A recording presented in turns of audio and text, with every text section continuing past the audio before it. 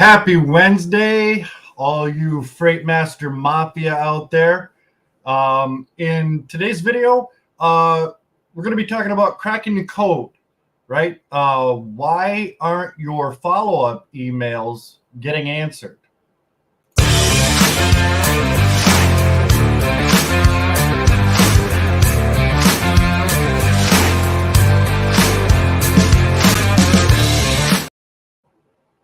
Okay, we're back. So I hope everybody's having a great week. It's Wednesday. We're middle of the week. So, make the most of it, right? We started the Freight Master Mafia group. So if you're not already a member, I encourage you to check that out on Facebook.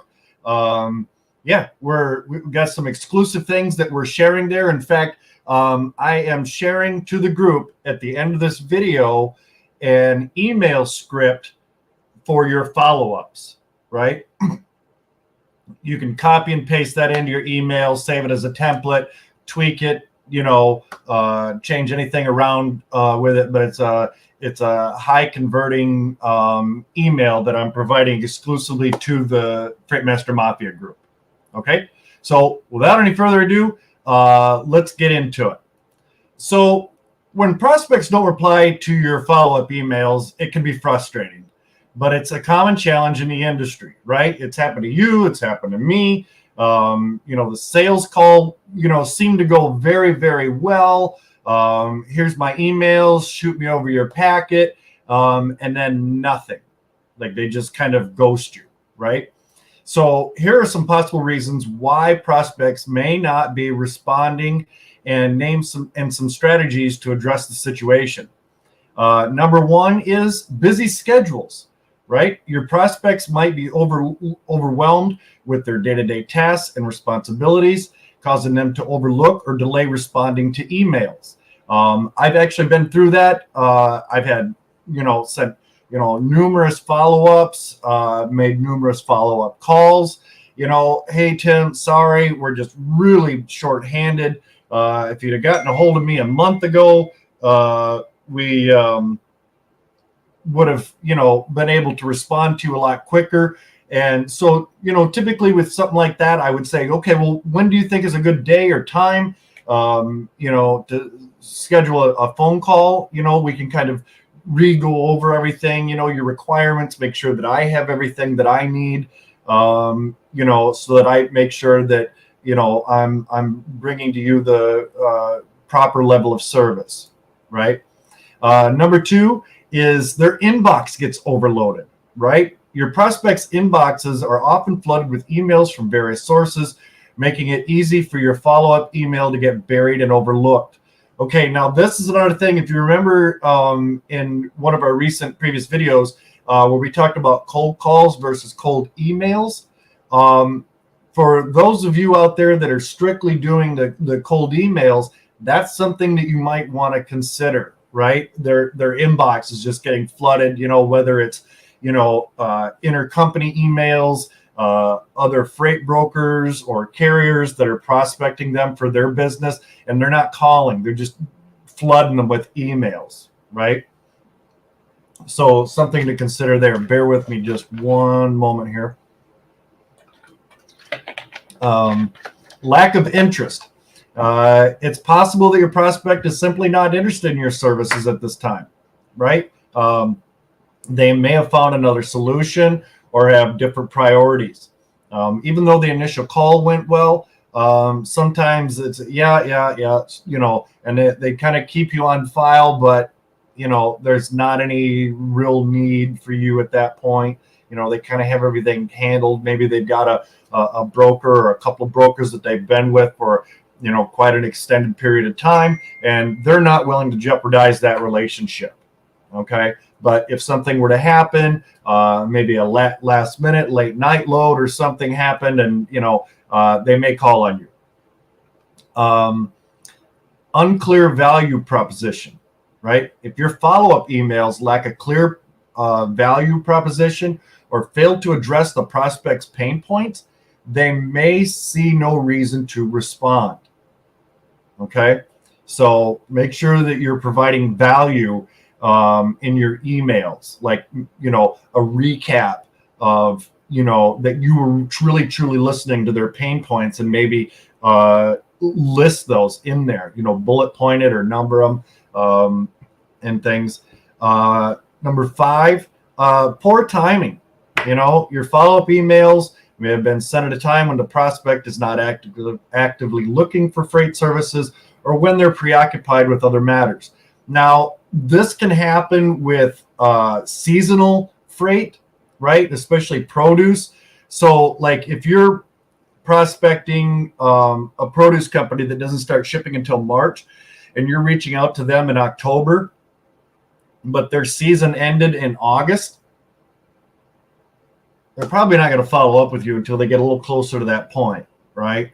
Now, I always recommend, 2-3 months out, even, usually a minimum of a month, because they're, the closer you get to that, they are, really kind of starting to actively vet any brokers or direct carriers that they plan on working with for the upcoming season. Okay. Could be technical issues. Sometimes emails end up in spam folders or get lost due to technical issues. Ensure that your emails are being delivered properly, and consider reaching out through alternative channels if necessary, right? This goes back to the cold emailing again. A lot of times those can get rejected. You'll get the, usually sometimes it's immediate, sometimes it's not till the next day. Your email will basically respond that it was undeliverable, right? This is another reason why I suggest everybody utilize email tracking, okay? Because that will kind of give you an idea of, did the email get opened but they never responded? And then that helps you kind of narrow down, right, whether your follow-up email was very effective or not. Okay. So typically, if you've got kind of a generic email that you're sending out, for your follow-ups, the phone call went well, but you kind of lost it with the follow-up, right? So, change that up, make it, a little more personalized and that kind of thing. Guys, I do have the live chat open, so hit me with any questions that you might have. And I do have a question for everybody. Is that background with the dollar bills flying, is that too distracting? Let me know, yay or nay. I thought it was kind of cool, but in hindsight, I don't know, it might be a little distracting. So if you have any thoughts on that, let me know. Moving on. So to increase the likelihood of receiving a response to your follow-up emails, consider the following strategies, okay? Some of this we sort of touched on already. Number 1 being personalization, right? Tailor your follow-up emails to each prospect by referencing previous interactions or specific challenges they may be facing, right? I kind of mentioned that a moment ago. Number 2, a clear call to action. Make it easy for the prospects to respond by including a clear and compelling call to action in your emails, okay? Kind of self-explanatory. Number 3, value proposition. Highlight the unique value that your freight brokerage services can offer to the prospect, emphasizing how you can address their specific needs and pain points, right? Kind of what I was saying earlier, well, that kind of goes along with the personalization as well, right? That you were truly listening to number 1. Number 4, follow-up cadence, right? Develop a structured follow-up cadence that includes multiple touch points without being too aggressive, okay? Space out your follow-up emails at appropriate intervals to avoid overwhelming the prospect. If you call a prospect in the morning, and then you're hitting, like let's say at 9 o'clock in the morning, call goes well, they say, yep, shoot me over your your packet with your COI, your W-9, all that fun stuff, right? And that you kind of leave it at that. Hey, thanks for taking my call. Here's the information you requested. Typically, I use that email as one of my follow-ups, right? I sort of go back over that conversation that I had with that prospect on the phone, right? To kind of keep that spark in their mind, and sort of address those things. If you're hitting them up every 2 hours or something throughout the day, it'll just get annoying at that point, right? Number 5, multi-channel approach. Consider reaching out to prospects through different channels, such as phone calls, right? Social media like LinkedIn, for example, to increase your chances of getting a response. Remember to remain persistent but respectful in your follow-up efforts, and don't hesitate to adjust your approach based on the prospect's behavior and feedback. So those are kind of an explanation as to why you might not be getting responses to your follow-up emails, and things that you can do about it. Okay. Does anybody have any questions for me at this point? Again, I'm going to send to the Freight Broker Mafia group the copy of that email that I put together. And again, you guys can obviously tweak it for your own purposes, but to kind of give you an idea of what a good follow-up email should look like. And there's spaces in there where you can add those pain points that your customer expressed with you over the call, when you initially reached out to them. So again, it's a pretty highly effective email. And so again, it's one of those exclusive things that I'm offering strictly to the Freight Broker Mafia group on Facebook. Okay. Tomorrow's video, we are going to have Dan the Man from Holland Cash. He's a real rock star over there at Operfi. And we're going to discuss factoring versus getting quick pay from a broker. Okay. So that'll be tomorrow's topic. So if you're a carrier out there or a broker who's offering quick pay, I hope you guys tune in. It'll actually be, due to the scheduling, it'll be closer to like 12:30 tomorrow rather than at like noon, like I normally do. Just a little bit of a conflict in schedule, so we had to start it like a half an hour later. Does anybody have anything they'd like to share? Any questions, comments on the video?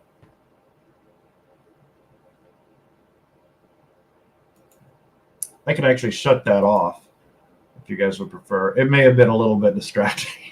It was for me. My eyes were just kind of, I don't know if you guys, because I'm probably getting a little glare off my glasses, but my eyes were shifting pretty hard. So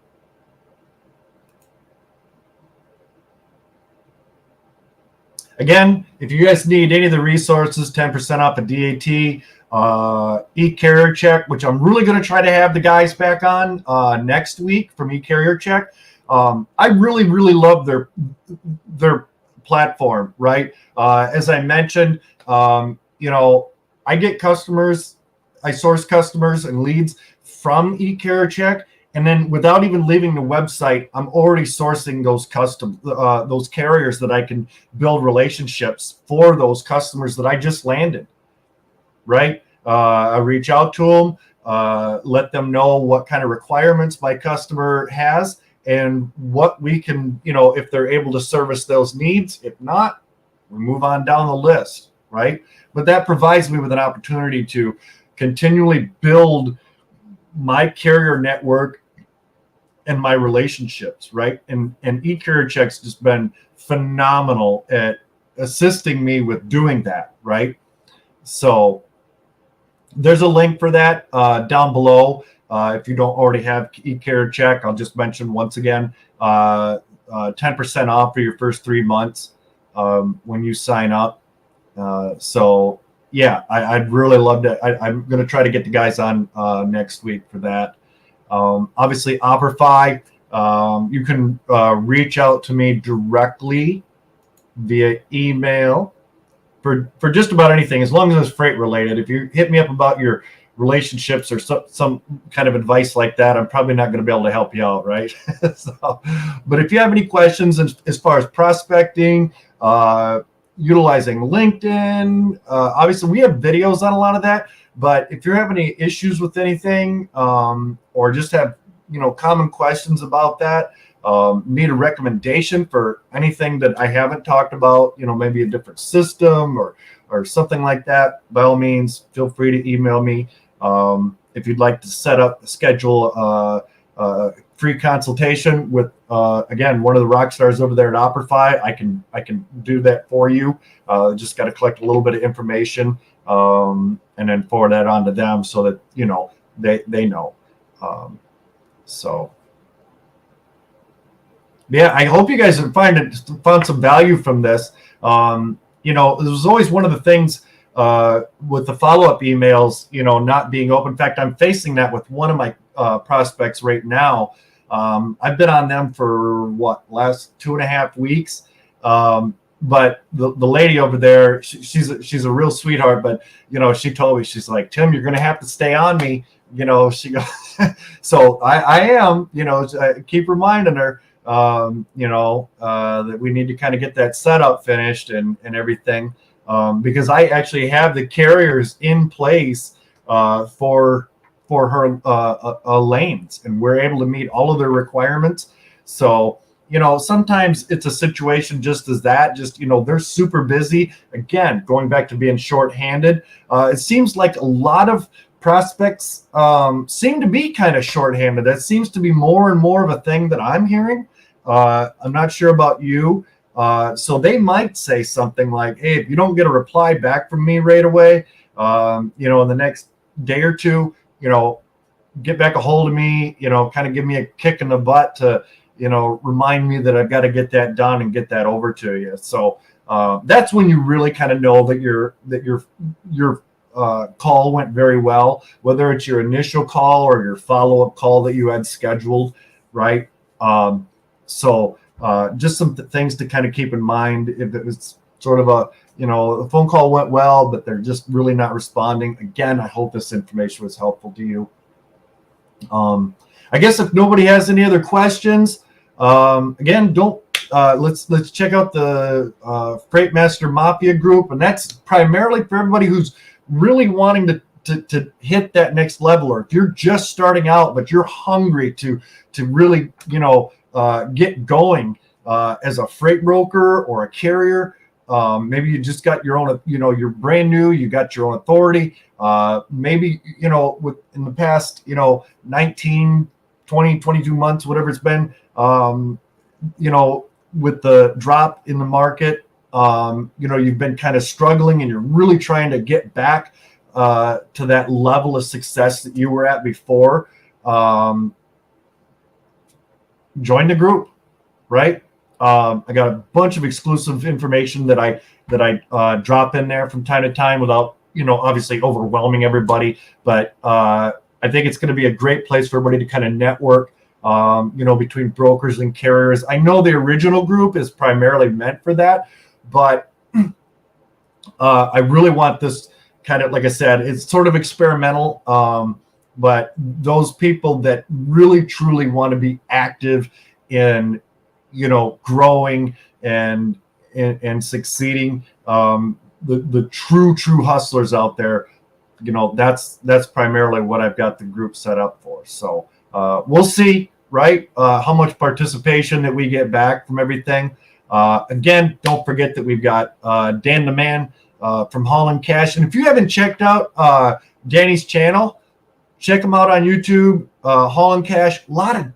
Dan has such a wealth of knowledge, and like everybody over at Operfi, like they've got real industry knowledge. They've been brokers, they've been truck drivers, they've been fleet owners. Like, they have real world industry knowledge. I think that's one of the things that I really love about Operfi and eCarrierCheck as well, is that they didn't just come up with a system or get into, a part of the industry without any real working knowledge, right? They have the time in. So a lot of great information, resources from all of them. So again, I hope you'll stay tuned tomorrow, and I'll try to update you guys when I can get the guys on from eCarrierCheck.